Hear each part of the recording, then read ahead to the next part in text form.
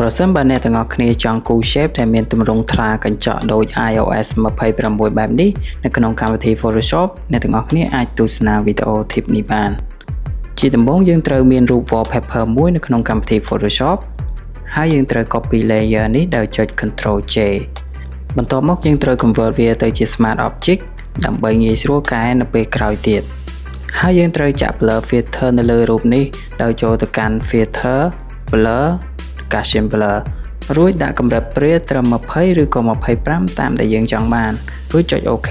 បន្ទាប់មកគឺយើងត្រូវគូរ rectangle មួយដោយកំណត់កម្រិតកោង corner តាមដែលយើងចង់បានរួចអូស layer rectangle នោះចុះមកក្រោម wallpaper ដែលយើងបានដាក់ blur រួចហើយយើងត្រូវឈរនៅលើ wallpaper នេះរួចចុច right click ជ្រើសរើសយក create clipping mask បន្ទាប់មកទៀតយើងត្រូវឈរនៅលើ layer rectangle វិញរួចចុច blending option ដោយដាក់ drop shadow ដូចខាងក្រោមនេះ